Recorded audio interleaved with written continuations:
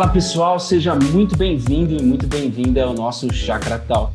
Estamos de volta com o nosso podcast de conversas aqui da Chácara Primavera, nosso espaço onde a gente interage, conversa um pouco sobre as nossas reflexões.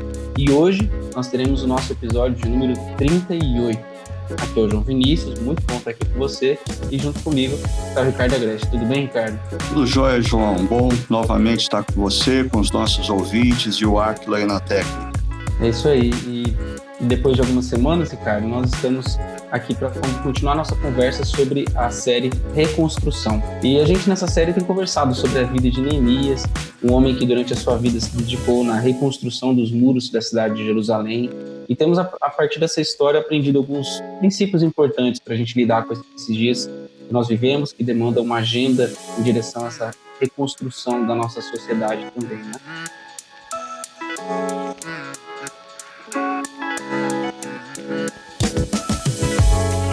E, Ricardo, na reflexão Cultive Excelência, você trouxe para nós a importância da temática do descanso e o que talvez seja o desafio de muitas pessoas, né, nesse tempo de pandemia, como descansar e como descansar de uma maneira apropriada, descansar a mente. E tem uma pergunta que a gente recebeu sobre isso e eu achei ela muito pertinente.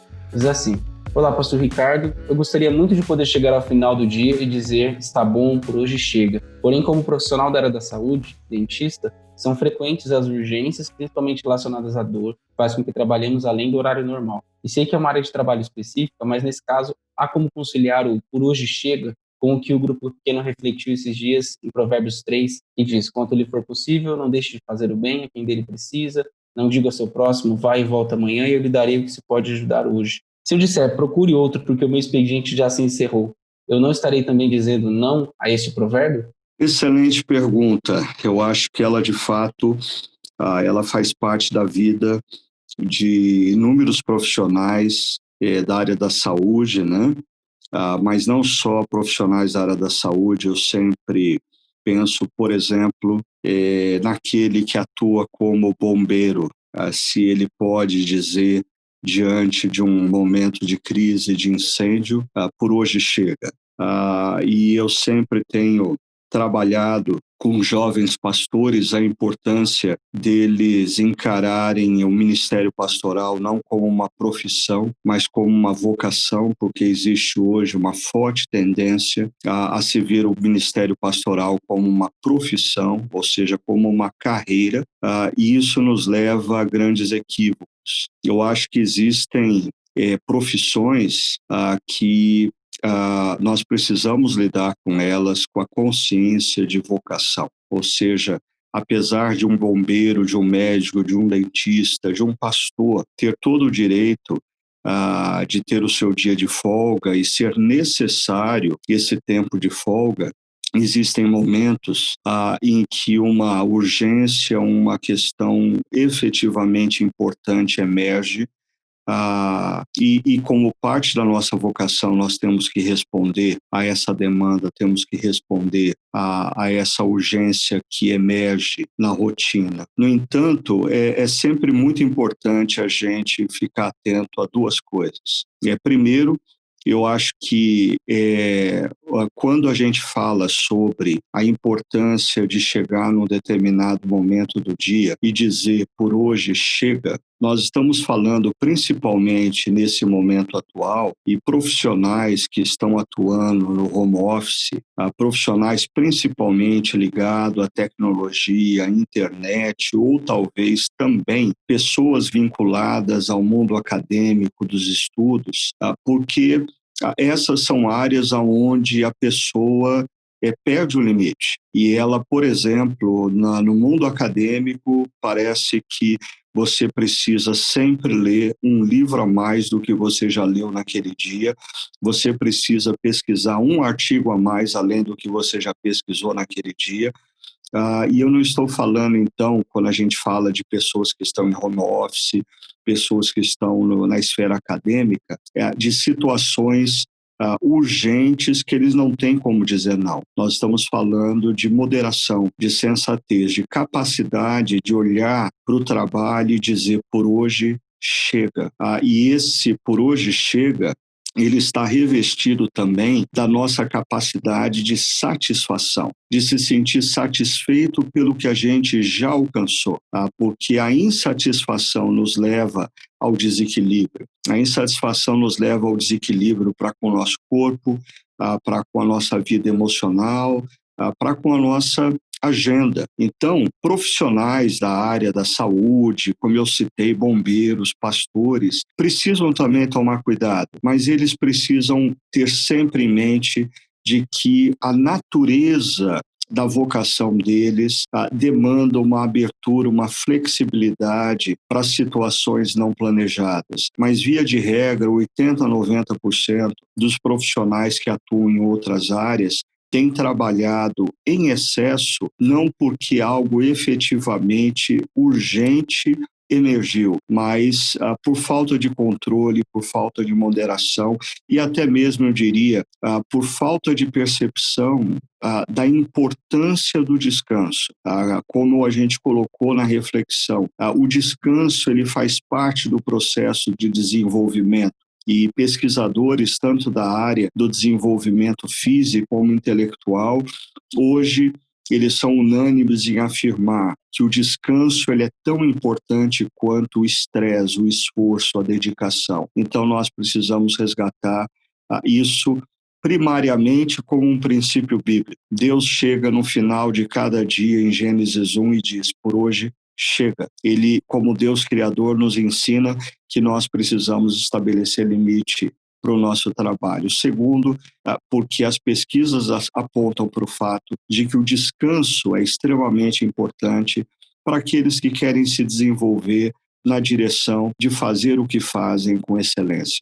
Ricardo, eu acho que o desafio que muitas pessoas têm é justamente essa questão de como descansar, e qual é o melhor momento para descansar. Até estava lembrando de um outro podcast que eu ouvi há algum tempo, falava da rotina de professores no tempo de pandemia, né? E olha a situação.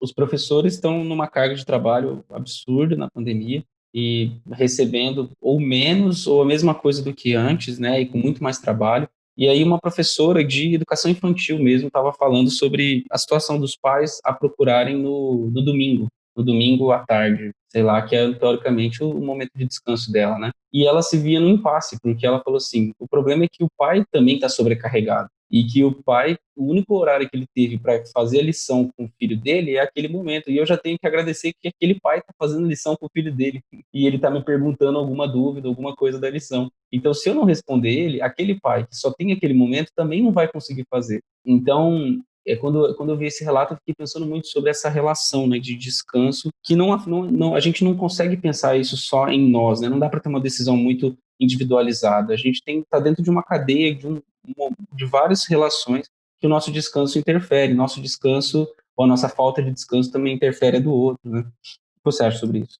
Eu acho que a gente está vivendo um momento que é excepcional. E nesse momento, absolutamente todo mundo precisa tanto cuidar dos seus limites, como também exercitar a compaixão para com o outro, né? E às vezes a compaixão para com o outro vai me levar a uma flexibilização dos meus próprios limites, sem prejuízo da própria vida, da minha saúde física e emocional. Agora, em situações normais, que não envolve esse contexto que nós estamos vivendo da pandemia, eu acho que esse exemplo que você deu da professora que recebe uma mensagem do pai, ou em outras dimensões profissionais, quando alguém é demandado fora do seu horário de expediente, eu acho que a questão passa também pela paixão. Quando uma pessoa é apaixonada pelo que ela faz, o problema dela não é responder o e-mail na hora errada ou responder o e-mail no momento fora do expediente.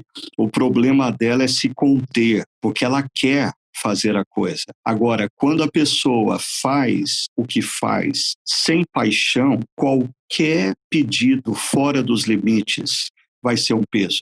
Então, eu acho que a gente precisa ir um pouquinho mais fundo nessa questão, né? Quando você é demandado fora do seu horário de expediente, fora dos seus limites, isso é um peso. Via de regra, é porque você não é apaixonado pelo que você faz. Agora, quando você é apaixonado pelo que você faz, o grande desafio é justamente estabelecer limites e não se deixar consumir pelo trabalho, aí ter a capacidade de diariamente dizer: por hoje chega. Então, esse desafio não é para quem não é apaixonado pelo que faz, é justamente para quem é apaixonado pelo que faz. Por exemplo, essa pessoa que você citou certamente é uma professora apaixonada pelo que faz. Então, o problema dela não é responder o e-mail do pai que está precisando fora do expediente.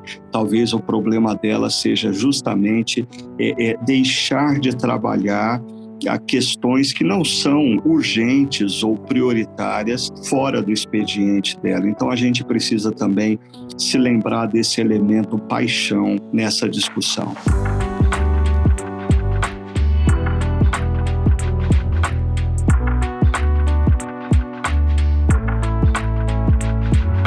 Sim, Ricardo. E eu queria também agora trazer uma outra dimensão que você abordou na sua reflexão sobre o estresse. Você trouxe a ideia do estresse e do descanso. E talvez algumas pessoas já associam a palavra estresse ao problema, né, que a gente tem com o estresse, a ocorrência excessiva de estresse, que adoece muito na nossa geração. Mas como equilibrar o estresse e o descanso para que a gente possa ganhar e ter crescimento na nossa vida? Bom, em primeiro lugar, a gente precisa resgatar, então, o conceito dessa palavra estresse, que está sempre associada a algo mal, né? E o estresse, ele não é necessariamente mal. Quando uma pessoa vai fazer condicionamento físico numa academia, ela é submetida a exercícios de estresse. Aí o estresse ele é intercalado com o descanso. Isso gera musculatura, isso gera desenvolvimento. Uma criança, ao longo da sua vida educacional, nos dias de prova, nos dias de entrega de trabalho, ela é submetida a determinados períodos de estresse dentro da capacidade dela. E isso gera nela desenvolvimento. E até mesmo quando a gente trabalha na perspectiva da espiritualidade cristã, Tiago vai nos dizer que é o período de provação, o período de estresse que gera em nós perseverança na medida em que a gente resiste, na medida em que a gente se submete positivamente ao estresse. Então, quando a gente fala de estresse, o que nós precisamos tomar cuidado é que nós não fomos criados, o nosso corpo, o nosso bios, não foi feito para ser submetido a longos períodos de estresse e contínuos períodos de estresse. Então, nós adoecemos quando nós justamente não sabemos intercalar o estresse com o descanso. Agora, por outro lado, existe o perigo de pessoas que optam pela zona de conforto e elas não vão crescer. Elas não vão crescer espiritualmente, elas não vão crescer intelectualmente, elas não vão crescer no seu desempenho profissional, elas não vão crescer como pessoas. Por quê? Porque elas constantemente, diante de situações que as submetem a estresse e às vezes ao mínimo estresse, elas ou abortam, ou elas mudam de direção, ou elas surtam, né?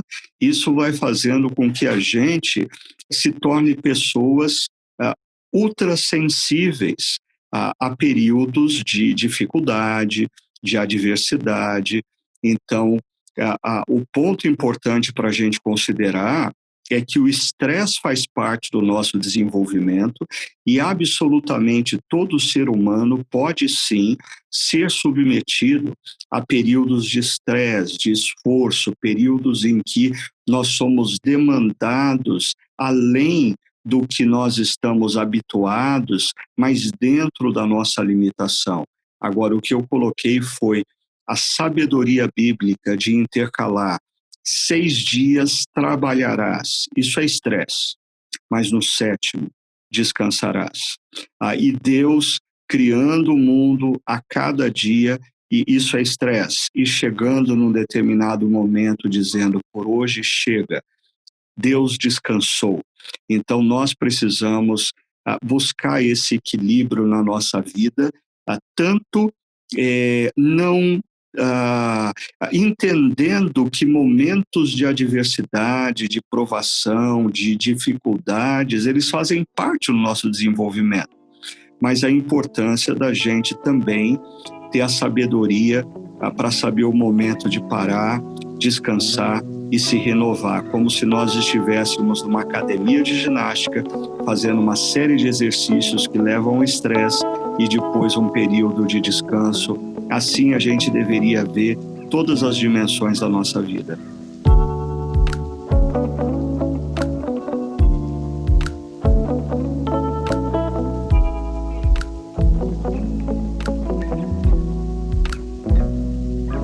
Ricardo, ainda sobre o trabalho e a nossa relação com o trabalho, a gente vem, quando a gente fala de trabalho, vem sempre aquela ideia corporativa, né? E você até falou sobre a gente diferenciar profissão de vocação. Mas vem à nossa mente a ideia de mesas de trabalho, chefes, cobranças, planilhas, etc. E talvez hoje, nos tempos de hoje, Zoom, ferramentas de trabalho na nuvem e tal. Mas como que a gente pode ampliar a nossa perspectiva de trabalho para a nossa vocação? E como relacionar, então, o nosso trabalho ao nosso exercício de chamado enquanto discípulo de Jesus? Olha, João, essa é uma pergunta constante quando a gente trata sobre esse tema trabalho e vocação. E eu acho que é importante a gente perceber que, em algumas situações, a nossa vocação ela é exercida através da nossa profissão. Mas a gente não pode confundir que a vocação com coisas que nos dão simplesmente prazer. Parte da nossa vocação demanda adversidade, parte da nossa vocação envolve coisas que nos desafiam, parte da nossa vocação envolve desafios para os quais nós não nos sentimos preparados, mas nós precisamos crescer na direção. É interessante como, quando nós pegamos os personagens bíblicos, eu não vejo um personagem bíblico sequer que, quando é chamado por Deus para o exercício de uma missão, consequentemente, vocação, eles dizem: que bom, Senhor, que o Senhor me chamou, porque eu não vi a hora, eu estou plenamente preparado há anos, parece que o Senhor não percebeu isso antes. Não, muito pelo contrário, todos eles dizem: Deus, eu não tenho condição, Deus, eu não posso. Ou seja, parece que o exercício da vocação na mente de algumas pessoas hoje está associada a sentir prazer. E me desculpa, isso tem muito mais a ver com a cultura hedonista que nós estamos vivendo, em que nós associamos os caminhos da vida e as decisões que nós tomamos ao nosso próprio prazer, do que a vocação. Vocação não necessariamente está... A vocação nos gera, eu não tenho dúvida alguma, uma eterna sensação de realização e de prazer, mas eterna. Ao longo da história existem momentos de grande provação, de grande perseverança. Então, primeiro, às vezes a nossa vocação, ela acontece através do trabalho que a gente exerce. Mas existem facetas do nosso trabalho que não necessariamente dizem respeito à essência da nossa vocação, mas como trabalho nós precisamos realizar. Às vezes, existem pessoas que exercem uma carreira profissional para se sustentarem financeiramente, mas o exercício da sua vocação é paralelo ao exercício da sua profissão. É como Paulo vivia quando ele fazia tendas, que era um trabalho, para o exercício da sua vocação, que era a pregação do Evangelho. Então, eu diria, nós precisamos estar sempre atentos ao fato de que, às vezes, nós estamos numa profissão que nos dá a oportunidade de exercermos a nossa vocação. Às vezes, nós temos uma profissão que levanta o sustento financeiro para a vida, para a gente poder exercer a nossa vocação, que é numa outra dimensão. Mas uma última coisa sobre isso, eu diria que a vocação não é algo que a gente ganha consciência do que ela significa e é, antes que nós adentremos no exercício da mesma. Deixa eu explicar isso. Quando eu tinha 20 anos de idade, eu achava que a minha vocação era numa determinada direção, então eu adentrei na caminhada como pastor. Mas nos últimos 30 anos, Deus foi gradativamente, à medida em que eu ia me dedicando em fazer o que Ele colocava nas minhas mãos, Ele foi abrindo a minha mente, o meu coração, para perceber novas dimensões da minha vocação. Então, hoje, com 55 anos e quase 35 anos de caminhada como pastor, eu tenho uma consciência muito diferente da minha vocação da que eu tinha aos 20 anos de idade. Então, eu acho que a consciência da vocação é um processo de contínuo aprendizado. A gente vai ganhando maior clareza na medida em que a gente se dedica em fazer o que Deus colocou nas mãos da gente com excelência. Eu termino esse conceito lembrando sempre que Davi era um adolescente que numa manhã ele saiu da sua casa para levar marmita para os irmãos que estavam no campo de batalha. Davi não saiu da sua casa naquele dia para se tornar herói nacional. Ele saiu da sua casa para cumprir uma obrigação aparentemente ordinária que o seu pai havia dado a ele. Mas porque ele cumpre aquela obrigação ordinária com excelência, no final daquela tarde, ele é herói nacional. Eu diria que muitos de nós estamos dispostos a sermos heróis nacionais, mas não acordamos pela manhã dispostos a cumprir obrigações aparentemente ordinárias. Isso vai nos impedir de nos levar a um momento em que a gente ganha plena consciência da nossa vocação e do que Deus quer que a gente faça na história.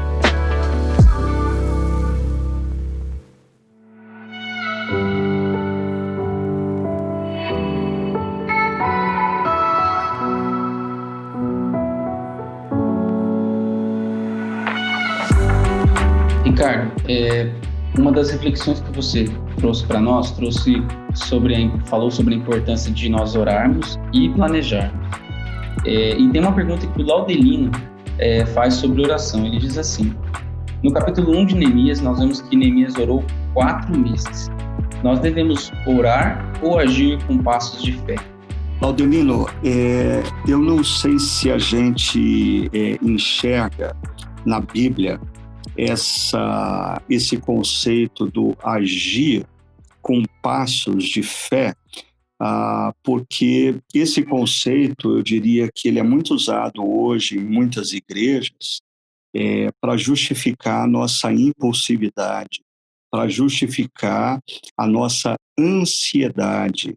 E quando a gente vê Neemias, ele recebe uma informação e ele dedica 4 meses em oração sobre aquela informação para ganhar clareza do que efetivamente Deus quer que ele faça. Então, isso não significa que nós não devemos agir. Na medida em que o Laudelino acompanhar a nossa série de reflexões, ele vai perceber que Neemias era um homem de profunda ação. No entanto, Neemias, ele agia na medida em que ele ganhava clareza, e a oração deu clareza para a vida de Neemias. A oração dissipa do nosso coração a ansiedade, a oração faz a gente discernir entre o que é voz de Deus para a nossa vida e o que é ruído da nossa própria alma. Por isso a importância de, claro, você vai ver no capítulo 2 que Neemias diante do rei e diante de uma questão no rei, Neemias não tem tempo para parar e orar durante 4 meses. Ele tem que agir, ele tem que falar, mas a ação e a fala de Neemias diante do rei reflete uma clareza e uma consciência que foi desenvolvida ao longo de 4 meses de oração.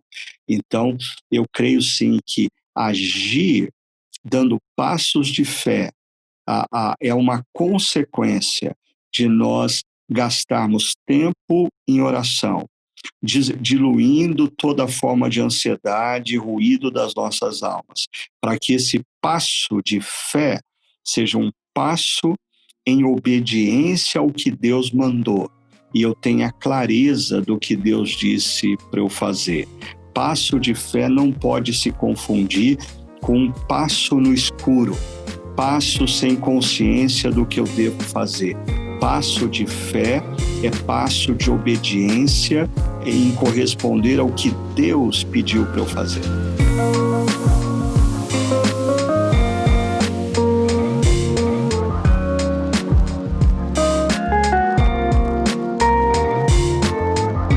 Muito bom, Ricardo.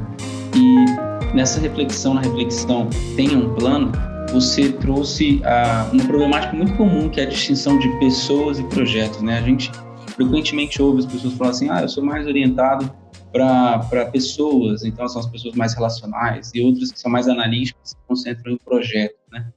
Mas qual é a sua opinião sobre isso e como você acha que a gente pode relacionar melhor essas duas coisas? Bom, como eu coloquei na reflexão, João, eu creio que quando a gente olha para a vida de Neemias, nós temos um homem que desafia pessoas a se engajarem em projetos que abençoam pessoas. Quando a gente olha para a Bíblia, nós vemos um Deus que trabalha a partir de um projeto. Deus tem um grande projeto, a redenção de todas as coisas. Aí o fato de Deus ter em vista esse projeto da redenção de todas as coisas não significa que ele não pensa nas pessoas, muito pelo contrário. O projeto tem como finalidade resgatar e abençoar vidas. Um outro exemplo que eu sempre dou é a construção de um hospital. Alguém pode dizer, mas nós vamos gastar tempo e dinheiro na construção de um hospital. Isso é se dedicar a um projeto. Não, isso é se dedicar a vidas através de um projeto. Então, eu sou completamente contra essa dicotomia de se dedicar à vida ou a se dedicar a projeto. Eu acho que nós, como cristãos, seguidores de Jesus, devemos sim nos dedicar à vida das pessoas, mas perceber que projetos são imprescindíveis muitas vezes para abençoarmos vidas. Agora, numa dimensão mais prática, eu diria que isso nos leva, primeiro, a perceber que no reino de Deus e na igreja, nós precisamos daqueles que possuem uma personalidade e dons mais voltado para pessoas. Mas nós também precisamos daqueles que têm uma personalidade e dons mais voltado a projetos. Os dois são extremamente importantes para o reino de Deus. Nós não podemos dizer que um está certo e o outro está equivocado. Não, no reino de Deus nós precisamos dos dois. E uma última coisa, aquele que se dedica a pessoas com maior intensidade e paixão não deve julgar o irmão que foi capacitado por Deus para se dedicar mais a projetos, a questões administrativas, organizacionais, achando que ele é inferior. E vice-versa. Nós precisamos uns dos outros. Nós precisamos ver pessoas que são mais voltadas a pessoas, complementares a pessoas que são mais dedicadas a projetos. E esses dois grupos precisam se respeitar, precisam se considerar e precisam aprender a valorizar o que o outro faz. Legal, Ricardo. Uma coisa que eu penso quando a gente fala sobre essa questão de pessoas e projetos, eu lembro que na faculdade de administração a gente falava sobre as definições entre serviços e produtos, né? E como que no final das contas tudo na verdade era um serviço, né? Um produto é um serviço também, oferece um serviço e o foco era sempre as pessoas, né? Eu acho que para mim essa questão se resolve, ou pelo menos ela tem uma orientação, quando a gente quando está numa função mais de projetos, lembrar que esses projetos eles não são um fim em si mesmo, né? Eles se resultam em pessoas, em algum tipo de reação das pessoas. Mas também quem é relacional tem a dificuldade que fala assim de como chegar nas pessoas, né? E aí ela precisa de um projeto. E aí considerar que as duas coisas podem se equilibrar e devem ser equilibradas na nossa mente, né? E a gente precisa pensar que quando você lida quando uma pessoa inicia um pequeno negócio, ela pode sim ter uma atitude altamente relacional, seja para um ou dois funcionários que ela possui, seja para os poucos clientes que ela possui. Na medida em que esse negócio progride, é impossível ela manter essa relacionalidade, ela vai ter que pensar num sistema, num processo, consequentemente num projeto que mantenha a qualidade, mantenha a satisfação do cliente, mantenha a boa relação com os funcionários, mas eu vejo isso em igrejas pequenas, elas são naturalmente relacionais. Na medida em que a igreja cresce, se faz necessário a criação de sistemas e processos para manter a saúde e os próprios relacionamentos da igreja. Agora, o problema é quando, seja o empresário, seja o pastor ou o crente na igreja, faz do processo, do sistema, um fim em si mesmo e se esquece que o processo ou o sistema é um meio.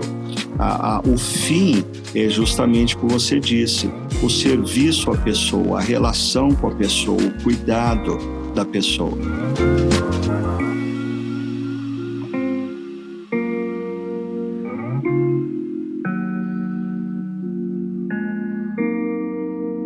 Ricardo, e na nossa reflexão mais recente, chamada Integre Prudência e Ousadia, você trouxe muitos desafios sobre a nossa ação no mundo, principalmente nesses tempos que a gente está vivendo aqui. E a Rita faz a seguinte pergunta: eu sou cristã há mais de 20 anos, eu tenho orado para ter minha mente transformada, para ter mais intimidade com Deus, mas eu não vejo muita mudança. Como realizar essa reconstrução? Oi, Rita, eu creio que esse sentimento que você tem, ele não é exclusivamente seu. Eu acho que muitas pessoas, homens e mulheres, que frequentam igrejas há muitos anos, vivem essa mesma realidade, mas talvez sem a consciência que você tem de que a sua mente deveria já ter sido transformada nos princípios e valores e, consequentemente, a sua própria vida, né? Então, é muito bonito perceber que você tem essa consciência. Eu diria que isso já é um grande passo, né? A gente ter a consciência de que a gente deveria ter se desenvolvido como discípulo de Cristo ao longo de 20 anos de caminhada e não o fizemos. Agora, dentro da sua pergunta, você diz que há 20 anos você tem orado para ter uma mente transformada. E isso me lembra Romanos capítulo 12, né? Que o apóstolo Paulo diz que a gente não deve se amoldar pelo padrão desse mundo, mas nos transformar pela renovação da nossa mente. E o seu desejo maior é intimidade com Deus. E isso me faz pensar nas palavras de Jesus que diz: aqueles que têm os meus mandamentos e os guarda, este é o que me ama. Ou seja, a intimidade com Deus está diretamente ligada à obediência.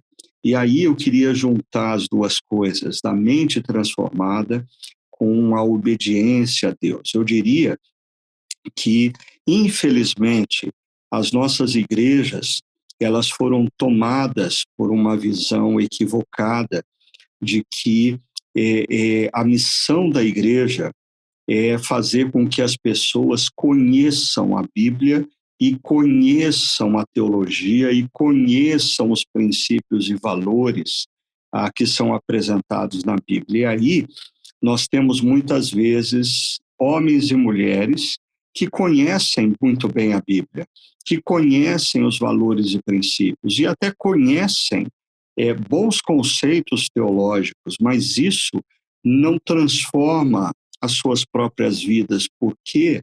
Porque, como eu tenho dito já há algum tempo, nós temos nas nossas igrejas um gap, um distanciamento entre o ensino e a prática.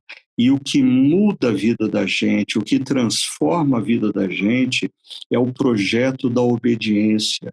Então, eu diria que Deus está muito mais preocupado com o quanto nós obedecemos a palavra do que com o quanto nós conhecemos da palavra. Mark Twain, um comediante, escritor norte-americano, costumava dizer que as coisas que mais preocupam a ele não são as coisas que ele não entendeu acerca da Bíblia, mas aquelas que ele já entendeu. É interessante pensar nisso, porque a questão, mais uma vez, não é o quanto a gente conhece, mas o quanto a gente obedece.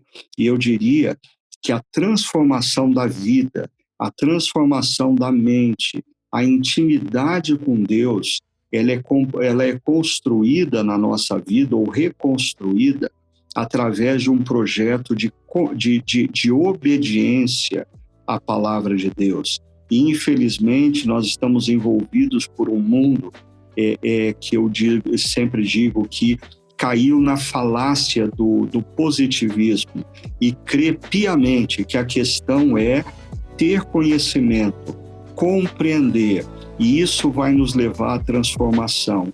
Eu diria, não, essa é parte do caminho, mas quando a gente faz do conhecimento e da compreensão um fim e não um meio, nós nunca chegamos à obediência.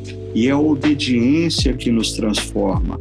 A cada dia nós somos transformados na medida em que nós optamos na nossa mente, no nosso coração, em termos atitudes coerentes e consistentes à palavra que nós ouvimos e aprendemos. Isso nos transforma. É esse o projeto que a gente precisa ter se nós queremos reconstruir as nossas vidas.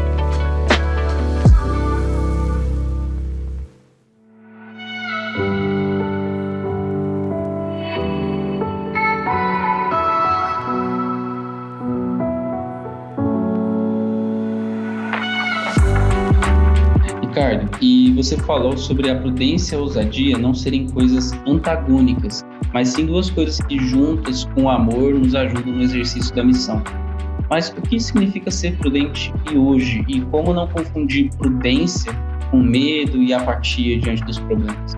Bom, primeiro, a prudência ela está diretamente relacionada à sabedoria, e a sabedoria ela está relacionada à maturidade, né? Então, quando a gente fala de prudência, de sabedoria, de maturidade, certamente são conceitos mais próprios de pessoas mais vividas, de pessoas mais experientes, ou como a gente às vezes se refere, pessoas mais velhas. Eu diria que é mais comum, é mais fácil nós encontrarmos prudência, sabedoria e maturidade numa pessoa que já tem alguns anos de vida do que numa pessoa que ainda tem poucos anos de vida. Isso não significa que pessoas idosas e velhas são prudentes, sábias e maduras. Eu sempre digo que envelhecer não é uma opção. Todos nós vamos envelhecer. Agora, amadurecer, encontrar sabedoria, é decorrente das opções que nós fazemos ao longo da vida.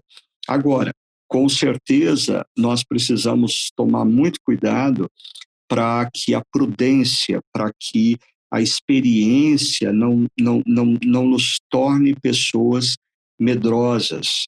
e principalmente pessoas apáticas em relação aos desafios da vida, né? Por isso que nós falamos da importância e dentro do pensamento filosófico dos últimos 3 séculos, eu coloquei algumas coisas ali na nossa reflexão e depois apontei para a própria palavra de Deus, quando Paulo fala ao seu filho na fé, que Deus não tem nos dado espírito de covardia, ou seja, nós não podemos confundir prudência com covardia, mas Deus tem nos dado espírito de poder, que tem a ver com a capacitação, com a ousadia, mas também de equilíbrio, que tem a ver com a moderação, tem a ver com a prudência. E no centro desses 2 conceitos, Paulo insere a palavra amor.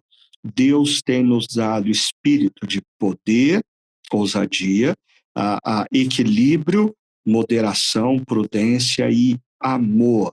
Por que Paulo coloca essa palavra amor no meio desses 2 conceitos? Porque eu diria que, às vezes, em nome da prudência, nós podemos nos omitir em determinadas situações, aí faltarmos com amor para com aqueles que nos cercam. Por outro lado, às vezes, em nome da ousadia, nós podemos ferir pessoas.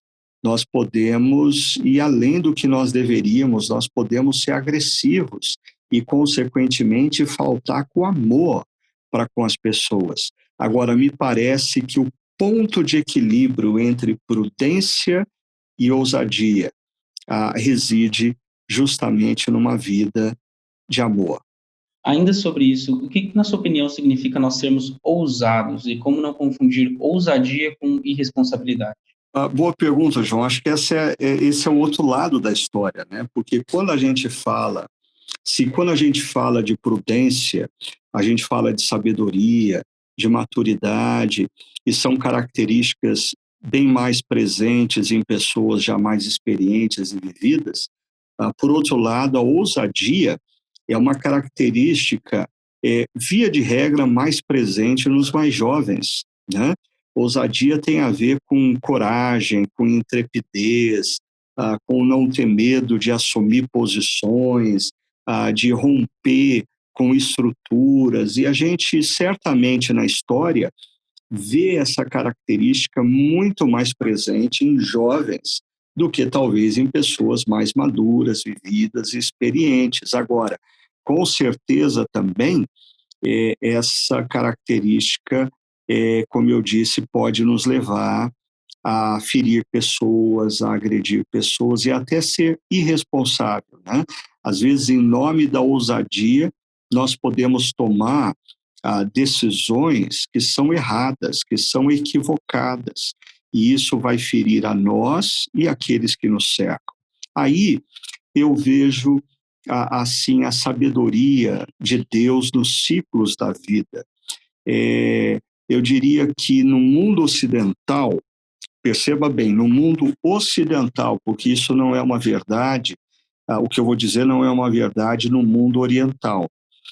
E no mundo mais recente, desde a década de 50 para cá, antes disso, o que eu vou dizer não é uma realidade. Emergiu o conceito conflito de gerações.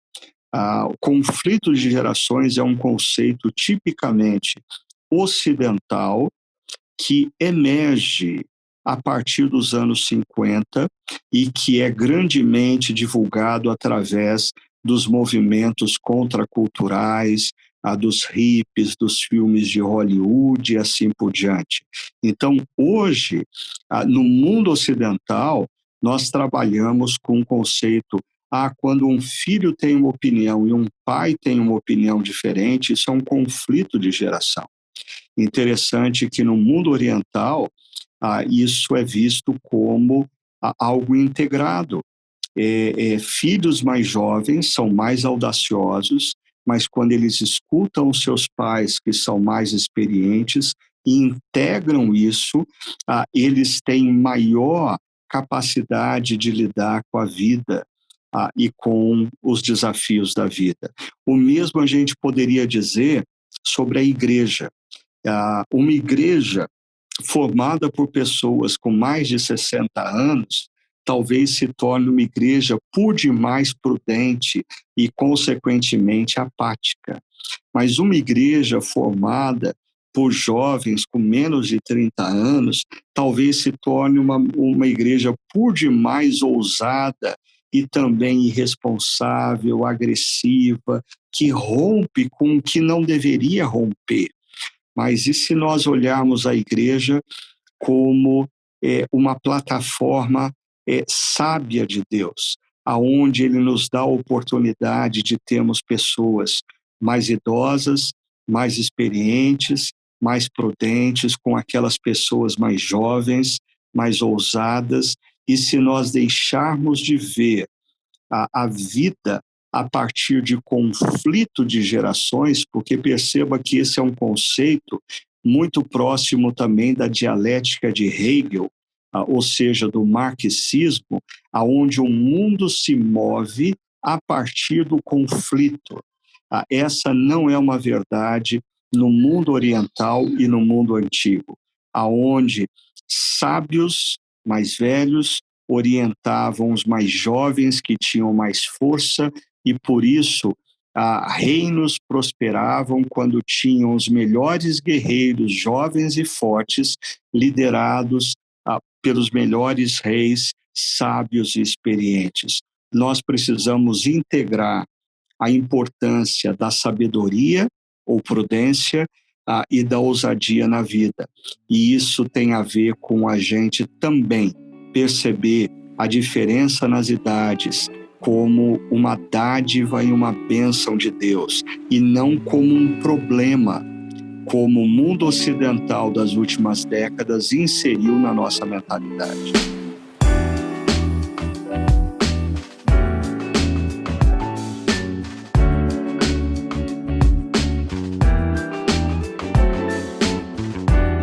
Muito bom, e creio que muito pertinente para muitos que estão nos ouvindo sobre como equilibrar essas duas coisas e como lidar melhor com tanto a ousadia quanto a prudência, né? Não vendo de forma nem negativa, mas também tomando os devidos cuidados. Ricardo, o que vem para a nossa próxima reflexão? O que vem por aí? Eu quero conversar com vocês sobre Neemias capítulo 3, que é um dos textos mais intrigantes que eu já li em toda a Bíblia. Por quê? Porque Neemias capítulo 3, quando eu li a primeira vez, eu tive a sensação de estar lendo a lista telefônica, e alguns mais jovens nem sabem o que é isso, nunca viram uma, mas eu tive a sensação de estar lendo a lista telefônica de Jerusalém do século V antes de Cristo. E a minha primeira impressão foi o que isso tem a ver com a minha vida? Mas, de repente, assim, o Espírito Santo de Deus como que abriu uma cortina para eu perceber a riqueza desse texto de Neemias 3. É lindo o que acontece. E o ponto principal, ou central, que eu quero conversar com vocês a partir desse texto é a importância na vida de nós nos engajarmos numa causa maior do que nós mesmos, numa causa maior do que a nossa própria família, numa causa maior do que a nossa própria carreira profissional. Aquela geração de Neemias entra para a história porque ela se engaja numa causa maior.